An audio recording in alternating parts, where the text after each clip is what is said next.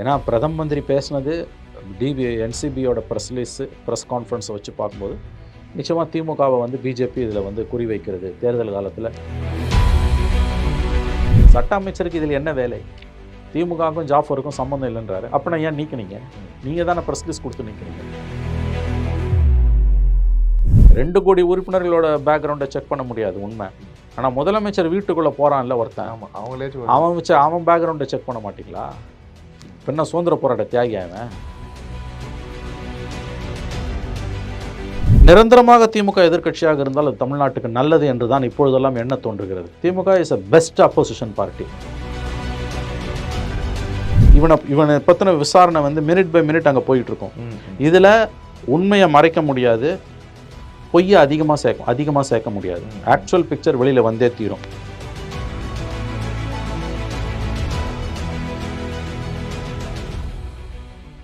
YouTube நேயர்களுக்கு வணக்கம். அரசியலில் நடக்கக்கூடிய பல்வேறு நிகழ்வுகள் குறித்து நம்மிடையே பேச வருகை தந்துள்ளார் மூத்த பத்திரிகையாளர் திரு மணி அவர்கள். அவரை வரவேற்று நிகழ்ச்சிக்குள் செல்லலாம். சார் வணக்கம். ஜாஃபர் சாதிக் மேட்ரு தான், அதாவது அப்படியே அடிமேல வச்சு போயிட்டு இருக்கு, மெதுவாக நகர்ந்துகிட்டு இருக்க மாதிரி ஒரு ஃபீல் இருக்குது. 4 நாளாச்சு அவரை கைது பண்ணி எந்த ஒரு டெவலப்மெண்ட்டுமே பெருசு இல்லாமல் இருந்துச்சு. இன்னைக்கு வந்து அவருடைய பார்ட்னர்னு சொல்லிட்டு சதா என்கிற ஒருத்தர் வந்து, அவர் தான் வந்து இங்கே குடோன் இன்சார்ஜ் அப்படின்னு சொல்லிட்டு பிடிச்சிருக்காங்க. அதுக்கப்புறம் அவங்க தம்பிகளுக்கு நேற்று லுக் அவுட் நோட்டீஸ் கொடுத்துருக்காங்க. இதை பற்றி நீங்கள் என்ன நினைக்கிறீங்க சார்? ஆமாம், இந்த கேஸ் வந்து 9ஆம் தேதி அவர் அரெஸ்ட் காட்டுறாங்க என்சிபி, சனிக்கிழமை. இன்றைக்கி தேதி வந்து என்ன 13 ஆயிடுச்சு. 5 நாளைக்கு முன்னால் பிடிச்சாங்க. என்சிபி ப்ரெஸ் கான்ஃபரன்ஸ் மத்தியானம் 2 மணிக்கு அவரை பர்சனலாக ப்ரொடியூஸ் பண்ணல. அவரை கோர்ட்டில் ப்ரொடியூஸ் பண்ண ஃபோட்டோவை கொடுத்தாங்க. முகத்தை மூடியது அப்படி தான் செய்வாங்க, அடையாளம் வெளியில் தெரிஞ்சிடக்கூடாதுன்ட்டு. ஏன்னா செக்யூரிட்டி ரீசன்ஸ்க்காக. ஏன்னா இவங்களெல்லாம் பாதுகாக்கிறது ரொம்ப முக்கியமான வேலை. இத்தகைய குற்றச்சாட்டுகளுக்கு உள்ளானவங்களை இவங்களோட போட்டியாளர்கள் வந்து முடிச்சுடுவானுங்க கதையை. அதனால் இவர்களோட அடையாளத்தை பாதுகாக்கிறதுன்றது எல்லா ஏஜென்சிஸ்க்குமே, குறிப்பாக என்சிபி மாதிரியான ஏஜென்சிஸ்க்கு ரொம்ப முக்கியமான ஒரு விஷயம். சனிக்கிழமை ப்ரெஸ் மீட்டு 9ஆம் தேதி நடந்தது. யார் பேரெல்லாம் சொல்லி கேட்டாங்க, அமீர் பேரை கேட்டாங்க, சிட்டரசு பேர், உதயநிதி பேரெல்லாம் சொல்லி கேட்டாங்க. யாராக இருந்தாலும் தப்ப முடியாதுனாங்க. ஸ்பெசிஃபிக்காக மற்றபடி யாரை பற்றியும் எதுவும் சொல்லலை. இந்த மங்கைன்ற படம் மட்டும் முழுக்க போதைப்பொருள் கடத்தலில் எடுத்த படம்ன்றத என்சிபி அதிகாரிகள் ஃபஸ்ட்டு விசாரணையில் அது தெரிய வந்திருக்குன்னு சொன்னாங்க. அதன் பிறகு ஒரு 7 நாள் என்சிபி காவலில் எடுக்கப்பட்டிருக்கிறார். அதுக்கு அடுத்த நாள் ஞாயிற்றுக்கிழமை பூரா 10ஆம் தேதி பூரா ஞாயிற்றுக்கிழமை பார்த்தீங்கன்னா காலையிலேருந்து நைட்டு வரைக்கும் நேஷனல் மீடியாவில், எல்லா நேஷனல் மீடியாவிலும் சேனல்ஸில் உதயநிதி பேர் தான் ஓடிச்சு. உதயநிதியை டார்கெட் பண்ணாங்க. உதயநிதி விசாரணைக்கு அழைக்கப்படுவாரா, உதயநிதியுடன் சாதிக்குள்ள தொடர்பு என்ன, உதயநிதிக்கு சிக்கல் முற்றுகிறதா, இந்த மாதிரி போட்டு காலையிலேருந்து நைட்டு வரைக்கும் நேஷனல் மீடியா அதை தான் போட்டு அடி நடிச்சாங்க. அதுக்கப்புறம் எதிர்கட்சி தலைவர் கூட கவர்னரை பார்த்து, ஆமாம், அன்னைக்கு காலையில் தான் எடப்பாடி பழனிசாமி தமிழ்நாடு ஆளுநர் ரவியை பார்த்து பெட்டிஷன் கொடுக்குறாரு. கவர்னர் அன்றைக்கி சாயங்காலம் 4 மணிக்கு ப்ரெஸ் ரிலீஸ் கொடுக்குறாரு. அவர் first fears have come true. நம்ம இவ்வளவு நாட்களாக எது நடக்கக்கூடாது என்று அஞ்சு கொண்டு இருந்தோமோ அது உண்மையாகி, எது நடக்கிறது என்று அஞ்சு கொண்டு இருந்தோமோ அது உண்மையாகி இருக்கிறது. தமிழகம் போதைப்பொருள் மாநிலமாக மாறிக்கொண்டிருக்கிறது. அடுத்த பல தலைமுறைகளை நாம் பாழாக்கி கொண்டிருக்கிறோம், நாசமாக்கி கொண்டிருக்கிறோம். அவர் ஒரு ஸ்டேட்மெண்ட் விட்டார். நேற்றைக்கு செவ்வாய்க்கிழமை அதிமுக தமிழகம் மிகவும் மனித சங்கிலி போராட்டம்லாம் நடத்தினாங்க. பட் குறிப்பிடத்தக்க அளவில் திமுகவில் குறிப்பிடத்தக்க அளவில் பெயர் சொல்லக்கூடிய எந்த தலைவரை நோக்கியும் இந்த 5 நாட்களில் சம்மன் அனுப்பப்பட்டதாக நமக்கு எந்த தகவலும் இல்லை. இன்று நாம் பேசிக்கொண்ட 13ஆம் தேதி சதானந்தம் என்கின்ற அவருடைய அந்த இங்கே இருக்க அவருடைய குடவுனோட இன்சார்ஜ் அவர் கைது செய்யப்பட்டிருப்பதாக என்சிபி தகவல் சொல்லுகிறது. அவர் ஃபோட்டோ போட்டு பாஸ்போர்ட் சைஸ் ஃபோட்டோ வழக்கமாக அவங்க சொல்கிறது, அவரை தூக்கியிருக்காங்க. இது தவிர ஜாஃபரோட 2 தம்பிகள், 2 சகோதரர்கள் விசாரணைக்கு அவர்களை எங்கே இருக்காங்கன்னு அழைக்க முயற்சி செய்தும் அழைக்காத காரணத்தால் அவங்களுக்கு லுக் அவுட் நோட்டீஸ் கொடுக்கப்பட்டிருக்கிறது. நேற்று கொடுத்துருக்காங்க. இதுதான் இப்போதைக்கு நடந்தது. பிரதமர் 4ஆம் தேதி சென்னை YMCA நந்தனத்தில் பேசும்போது திமுக போதைப்பொருள் கடத்தல் செய்பவர்களுக்கு துணை போகிறதுன்னு பகிரங்கமாக குற்றம் சுமத்தினார். கரெக்டாக அது செஞ்ச 6ஆவது நாள் ஜாஃபரோட கைது நடந்தது. அதன் பிறகு பெரிய அளவில் டெவலப்மெண்ட் எதுவும் இல்லை. இது புயலுக்கு முன் அமைதியா என்று நமக்கு தெரியவில்லை. ஏன்னா பிரதம மந்திரி பேசினது என்சிபியோட ப்ரெஸ் கான்ஃபரன்ஸை வச்சு பார்க்கும்போது நிச்சயமாக திமுகவை வந்து பிஜேபி இதில் வந்து குறி வைக்கிறது தேர்தல் காலத்தில். இது முக்கிய இஷ்யூவாக பிஜேபி மாற்றப்போகிறது என்பது வெள்ளிடை மலை தெளிவாக தெரிந்து விட்டது. பிரதமர் வாயிலிருந்து வருகிறதுனா இட்ஸ் சீரியஸ் இஷ்யூ. அதுக்கான தொடர் விளைவுகள் இல்லாமல் இது போகாது. அதனால தான் சட்ட அமைச்சர் ரகுபதி முந்திக்கின்னு வந்து முந்திரி கொட்டை மாதிரி பேசுகிறாரு. இது வந்து இப்படி பேசுபவர்கள் மீது சட்ட ரீதியாக கிரிமினல் சிவில் மற்றும் கிரிமினல் நடவடிக்கை எடுக்கப்படும். இவர் யார் இது வதக்காலத்து வாங்குவதற்கு? முதலமைச்சர் சார்பாக அரசு அறிக்கை கொடுக்கட்டும், உதயநிதி சார்பாக அரசு கொடுக்கட்டும், இல்லை அவருடைய வழக்கறிஞர்கள் சொல்லலாம். சட்ட அமைச்சருக்கு இதில் என்ன வேலை? திமுகவுக்கும் ஜாஃபருக்கும் சம்மந்தம் இல்லைன்றாரு. அப்படின்னா ஏன் நீக்கினீங்க? நீங்கள் தானே ப்ரெஸ் ரிலீஸ் கொடுத்து நீக்கினீங்க. அவங்க வில்சன் என்ன சொல்கிறாரு, 2 கோடி உறுப்பினர்கள் இருக்காங்க, எல்லாரோட ஆன்டிசிடென்ட்ஸையும் பூர்வோத்தரத்தையும் பேக்ரவுண்டை செக் பண்ண முடியாதுன்றாரு. 2 கோடி உறுப்பினர்களோட பேக்ரவுண்டை செக் பண்ண முடியாது, உண்மை. ஆனால் முதலமைச்சர் வீட்டுக்குள்ளே போகிறான்ல ஒருத்தன், அவன் பேக்ரவுண்டை செக் பண்ண மாட்டீங்களா? பின்ன சுதந்திர போராட்ட தியாகி அவன். இப்போ 10 வருஷத்துக்கு முன்னால் ஜகுபாய் திருட்டு விசிடியில் சிறைக்கு போனவர் ஜாஃபர். அதன் பிறகு பாம்பே போலீஸ் கடத்தல் வழக்கில் பிடிச்சிருக்கு போதைப் பொருள் விஷயத்தில். பாஸ்போர்ட்டை முடக்கிருக்கான்றாங்க. அவன் தம்பி 2 பேரும் ஏற்கனவே குற்ற வழக்கில் மாட்டினவங்க. இது போக அவர் மேலே போலி பாஸ்போர்ட் வழக்கு அது இது நிறைய ஏகப்பட்ட வழக்கு இருக்குங்க. அந்த நபர் 2 கோடி பேரோட பூர்வோத்தரத்தை நாங்கள் எப்படி செக் பண்ண முடியுன்றாரு வில்சன். 2 கோடி பேர் தான் எந்த கட்சியும் செக் பண்ண முடியாது, உண்மை. அது ஆட்சியில் இருக்கும்போது எல்லாம் எவனா வந்து சேருவான், உண்மை. முதலமைச்சர் வீட்டுக்குள்ளே போகிறான், முதலமைச்சரோட புகைப்படம் எடுக்கிறான், முதலமைச்சர் மகனோட எடுக்கிறான், குடும்ப உறுப்பினரோட புகைப்படம் எடுக்கிறான், ஃபண்டு கொடுக்குறான், அதை வாங்கிக்கிறீங்க. திரைப்பட அவனோட நிகழ்ச்சிகளுக்கெல்லாம் குடும்ப உறுப்பினர்கள் போகிறாங்க. சிஎம் ஃபேமிலி வீட்டுக்குள்ளே எப்படிங்க ஒருத்தன் போக முடியும்? அந்த பேக்ரவுண்ட் செக் பண்ணுறது எங்கே கோட்டை விட்டீங்க? அப்போ இது நடக்குதுன்னா மீடியா பேச தான் செய்யும், எதிர்கட்சிகள் பேச தான் செய்யும். இன்னும் சொல்லப்போனால் மீடியா, தமிழ்நாட்டு மீடியா இதை பேச வேண்டிய அளவுக்கு பேசலை நபீல். அதுதான் உண்மை. யோசிச்சு பாருங்கள், எடப்பாடி பீரியடில் இது நடந்திருந்ததுன்னா வேற மாதிரி. ஐயோயோ, கொஞ்சம் கற்பனை குதிரையை தட்டி விடுங்க. பொள்ளாச்சி பாலியல் வழக்கு, தூத்துக்குடி, சாத்தாங்குளம், என்னெல்லாம் திராவிட முன்னேற்ற கழகம் வான வேடிக்கைகளை நடத்தியது. கொடநாடு கொலை வழக்கில் எடப்பாடியை சம்மந்தப்படுத்தி நீங்கள் இன்ன வரைக்கும் பேசல. பொள்ளாச்சி மேட்டரில் பேசல. ஜெயராமன் என்னெல்லாம் எவ்வளோ பண்ணீங்க நீங்கள்?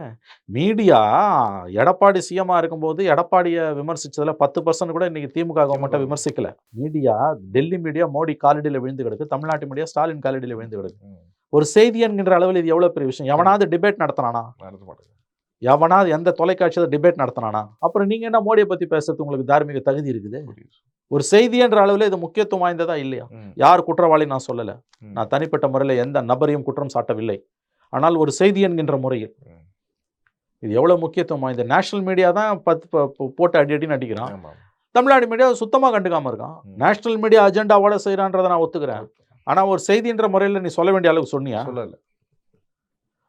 இதுதான் மீடியாவை மொத்தமாக, தமிழ்நாட்டில் உள்ள மீடியாவை மொத்தமாக வளைத்து விட்டது திமுக. சோசியல் மீடியா அல்லது டிஜிட்டல் மீடியா பேசக்கூடிய அளவு கூட மெயின் ஸ்ட்ரீம் மீடியா பேச மாட்டாங்க. 10ல் 1 பங்கு கூட பேசல, 100ல் 1 பங்கு கூட பேசல. நான் அவதூறுகளை நியாயப்படுத்தலை, நிச்சயமாக அவதூறுகளை நியாயப்படுத்தலை. இதில் டைரெக்டாக முதலமைச்சர் குடும்பத்தையோ முதலமைச்சரையோ நான் தொடர்பு படுத்தவில்லை, சத்தியமாக தொடர்பு படுத்தவில்லை. ஆனால் ஒரு செய்தி என்கின்ற அளவில் இது எவ்வளவு முக்கியத்துவம் வாய்ந்த செய்தி.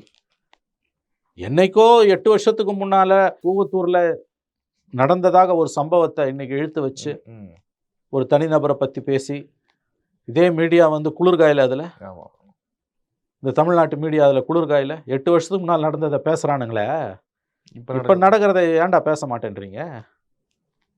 அப்போ எங்கே போச்சு மீடியா? இன்னார் தான் குற்றம் செய்தார், இவருக்கு தொடர்பு இருக்கிறது என்ற எந்த தனி மனிதரையும் நான் குற்றம் சுமத்தவில்லை. நான் கேட்பதெல்லாம் ஒன்றே ஒன்று தான்.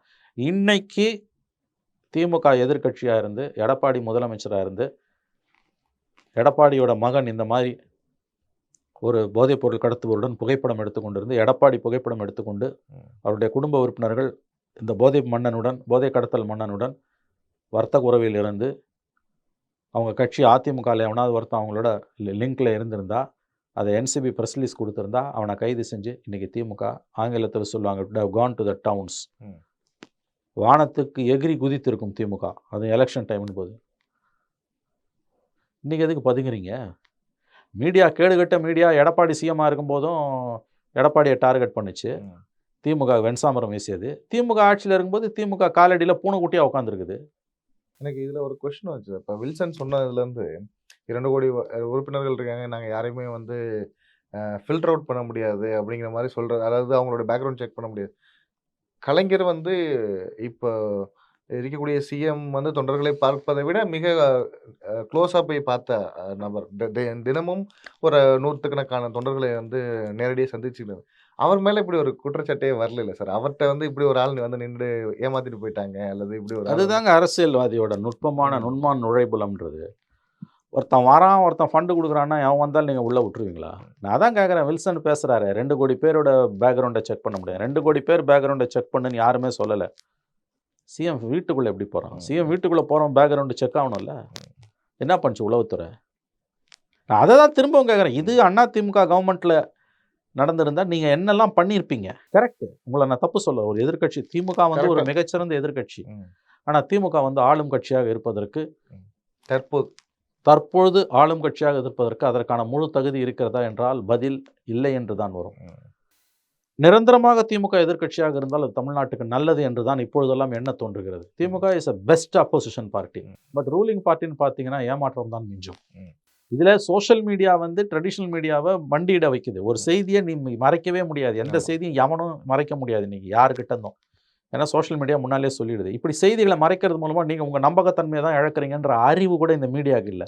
எடப்பாடி ப்ரெஸ் மீட்டில் சொல்கிறாருங்க, ஒரு எதிர்க்கட்சி தலைவர் அன்னைக்கு ஞாயிற்றுக்கிழமை காலையில் 9ஆம் தேதி என்சிபி அரெஸ்ட், 10ஆம் தேதி ராஜ்பவனில் காலையில் 11 மணிக்கு கவர்னரை 12 மணிக்கு கவர்னரை பார்க்குறாரு.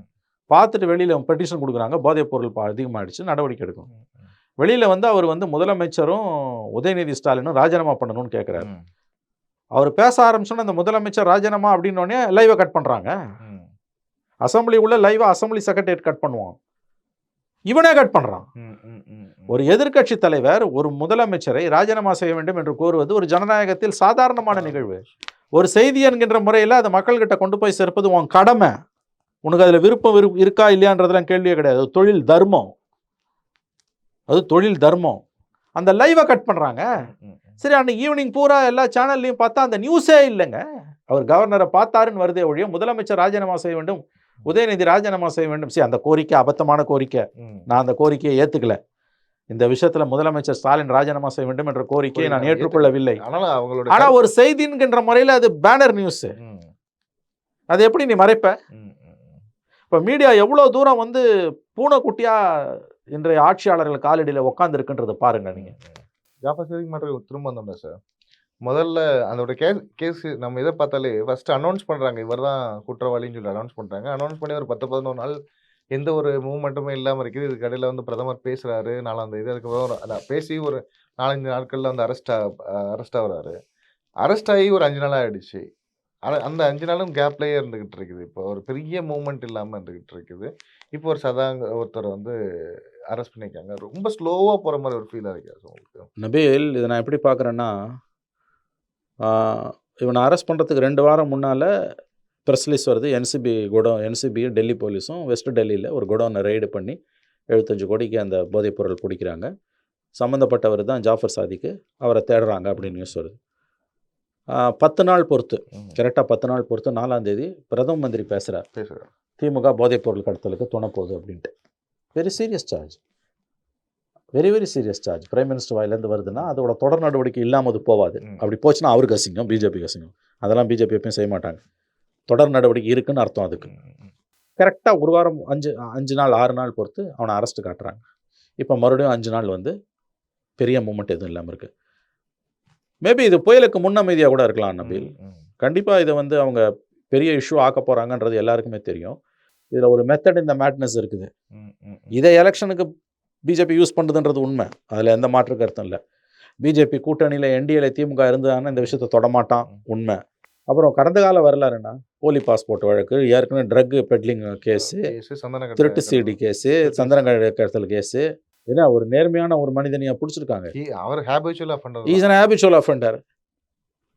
அவனை நீங்கள் கட்சிக்குள்ளேயும் குடும்பத்துக்குள்ளேயும் கொண்டு வந்து விட்டு நீங்கள் ஃபோட்டோ எடுத்துக்கினீங்க. இப்போ ஜாஃபரோட மேட்ரு இந்தியாவை தாண்டி இப்போ மலேசியா வரையும் நீண்டிருக்கு.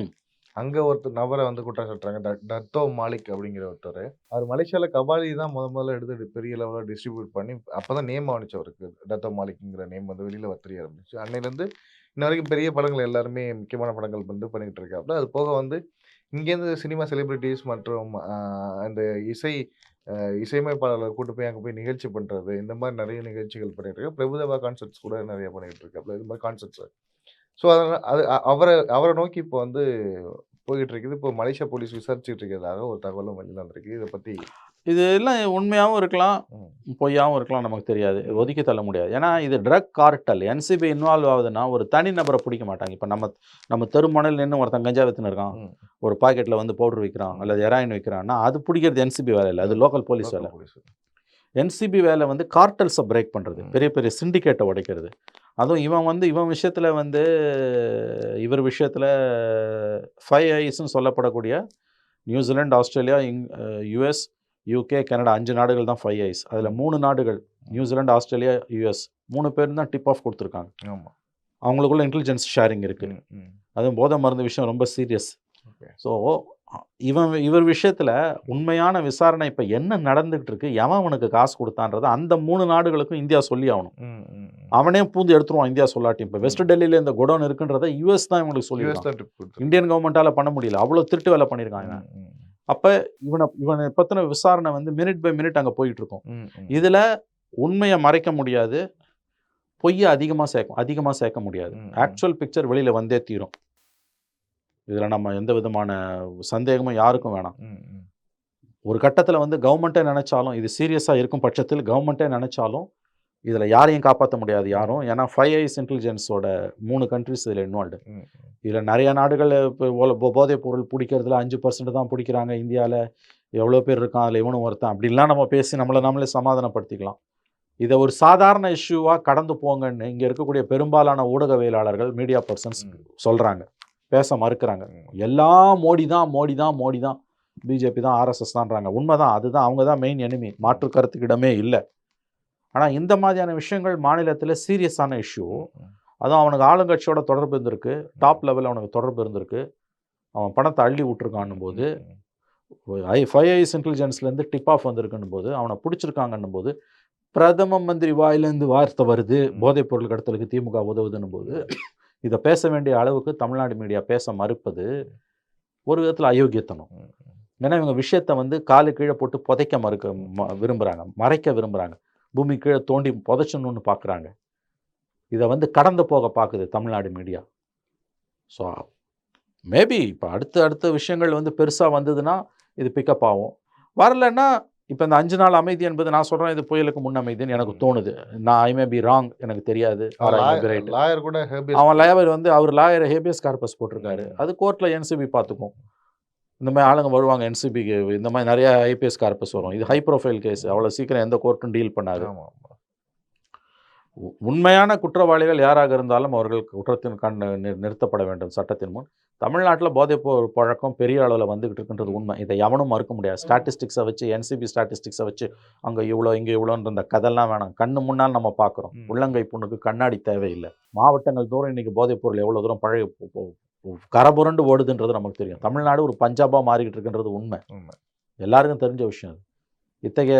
இத்தகைய கைவர்கள் வந்து சிஎம் ஃபேமிலி வரைக்கும் உள்ளே போக முடியும்னா அந்த கார்ட்டல் எவ்வளோ பவர்ஃபுல்லானது அப்படின்றது, அந்த பவர் லாபி என்னன்றதை தான் நம்ம புரிஞ்சுக்கணும். போலீஸுக்கு போய் அவன் கேமரா கொடுக்குறானே, ஏன் வாங்குறானுங்க அவனுங்க? டிஜிபி என்ன சொல்ல திரும்ப கொடுத்துட்டுன்றாரு. ஏன் வாங்கினீங்க? எவன் கொடுத்தாலும் வாங்கிப்பீங்களா? அவங்க ஆன்டிசிடென்ட்ஸ் செக் பண்ண மாட்டிங்களா? அது எப்படி? இப்போ நீங்கள் போய் கொடுத்தீங்கன்னா வாங்க மாட்டாங்க போலீஸு, தெரியும் இல்லையா? உனக்கு என்ன போலீஸுக்கு கொண்டு வந்து கொடுக்குறதுன்னு கேட்பாங்க. 1 கோடி ரூபாய்க்கு மேலே அவர் ஸ்பெண்ட் பண்ணி போட்டிருக்காரு. ஏன்னா இந்த மாதிரி நிறைய பேர் போலீஸுக்கு வராங்கன்னு தெரியுங்க. போலீஸ் கமிஷனர்கிட்ட இப்போ சென்னை சிட்டி போலீஸ்க்கு நான் வந்து ஒரு 100 CCTV camera, high quality camera கொடுக்குறேன்னு நீங்கள் சொல்கிறீங்கன்னு வச்சுக்கோங்க, கமிஷன் ஆஃபீஸில் சொல்கிறீங்கன்னா முதல்ல கண்டுக்கவே மாட்டாங்க. நீங்கள் யாராவது ஒருத்தர் பிடிச்சி யாராவது ஒரு மீடியம் லெவல் ஆஃபீஸரை பிடிச்சி கேட்டிங்கன்னா முதல் கேள்வி என்ன வருது தெரியுமா? உனக்குன்னா ஆக்குறேன். கவர்மெண்ட் ஃபண்டு கொடுக்குது, பெரிய பெரிய தொழில் நிறுவனங்கள் இருக்குது, ஹூண்டாயி, டிவிஎஸ்ஸு, நிசானு, இவெல்லாம் அப்படி கண்ணை காமிச்சா கொண்டு வந்து கொட்ட போகிறான். உனக்கு என்ன வேலை? உனக்கு என்ன இதில் அக்கறை தான் ஃபஸ்ட்டு கேள்வி வரும். There are no free lunches. உங்களுக்கு தெரியும், வந்து கொடுக்குறான் ஒருத்தன் போலீஸுக்கு. நான் போலீஸை குளிப்பாட்டுறதுக்கு ஒருத்தன் வரானா அவன் யார்? அவன் குறிப்பாக சொல்கிறாங்க. அதுவும் அந்த புரட்சிவாக்கத்தில் இருக்கக்கூடிய அலுவலகத்திலிருந்து அவர் சில இடங்கள் அவர் எங்கெங்கெல்லாம் அக்சஸ் பண்ணுவாரோ அங்கெல்லாம் அந்த சிசிடிவி பொருத்தப்பட்டிருக்குதுன்னு சொல்கிறாங்க. இப்போ எவ்வளோ தூரம் புறையோடி இருக்குங்க. நான் அதை தான் சொல்கிறேன் நபில். நீங்கள் ஒரு மீடியம் லெவல் தொழிலதிபர், இப்போ டி நகரில் ஏதோ 2 பிஸ்னஸ் நேர்மையான பிஸ்னஸ் பண்ணுறீங்க, டி நகர் ஜோனுக்கு நீங்கள் வந்து ஒரு 100 கேமரா கொடுக்கணுன்றீங்கன்னா கமிஷனர் அப்ரூவல் வேணும். ஆமாம். கமிஷனருக்கு நீங்கள் நெருங்கவே முடியாது. மீறி ரொம்ப நீங்கள் இப்போ நீங்கள் வந்து மல்லு கட்டுறீங்கன்னா கேள்வி அவன் என்ன கேட்பான், போலீஸ் என்ன கேட்க தெரியுமா, உனக்கு என்ன ஆக்குற? ஸோ சொல்லுவாங்கல்ல, மங்கை சூதகமானால் கங்கைக்கு போகலாம், கங்கை சூதகமானால் எங்கே போகுதுன்னு கலைஞரோட வசனம் நினைக்கிறேன். அது மாதிரி நீங்கள் வந்து கடைசி நம்பிக்கை போலீஸுங்க. போலீஸே இதை செய்யுதுன்னா அப்புறம் எங்கே போய் சொல்கிறது? ஏன்னா எத்தனை தலைமுறை அழியுதுங்க. ஆமாம். ஒரு போதைப் பொருள் பழக்கன்றது எத்தனை தலைமுறை அழியுதுங்க. கண்ணு முன்னால் நம்ம சின்ன பசங்க, ஸ்கூல் பசங்க நாசமாக போகுது. க்ரைம் ரேட் எவ்வளோங்க அதிகரிக்குது. விகடன்லலாம் எவ்வளோ கவர் ஸ்டோரி போட்டாங்க. இந்த 3 வருஷத்தில் நடந்துக்கிற அட்டூழியம் எவ்வளோ க்ரைம் ரேட்டுங்க. ஆப்ரேஷன் கஞ்சா 1 சைலேந்திர பாபு இருக்கும்போது கஞ்சா 1, கஞ்சா 2, ஆப்ரேஷன் கஞ்சா 4 போய்கிட்டே இல்லை இருந்தது. உங்களால் ஒன்றுமே பண்ண முடியல. இதில் கஞ்சாவை தாண்டி விதவிதமான போதைப் பொருள் உள்ளே வருது. இல்லை, எல்லா போதைப் பொருளும் ஃபாரின்லேருந்து வர்றது கிடையாது, நீங்களே உற்பத்தி பண்ணுறது இருக்குதுங்க. அதனால் எல்லாத்துக்கும் போர்ட்டு ஏர்போர்ட்டுன்னு மட்டும் காரணம் சொல்லாதீங்க. மத்திய அரசு கண்ட்ரோல் இல்லை. கஞ்சா என்பது அது வந்து ஒரு செடி அது லோக்கலில் விளையாடுறது. இது வந்து கெமிக்கல்ஸ்ல சார். ஆமாம், சிந்தட்டிக் ட்ரக். அது நீங்கள் தானே ப்ரொடியூஸ் பண்ணுறீங்க. ரொம்ப மோசமான. இது வெளியிலேருந்து வரல, உள்நாட்டு உற்பத்தி. இது சுய சச்சார்பு, ஆத்ம நிர்பார். இங்கே இருந்தால் அங்கே ஆத்ம நிர்பார். இது சுயசார்பு. இது மகாத்மா காந்தி கண்ட இந்தியா. இதுதான் make in India. Make in India. இவ்வளோ நேரம் உங்களுடைய நேரத்தை செலவிட்டமைக்காக ரொம்ப நன்றி சார். வணக்கம் சார். வணக்கம்.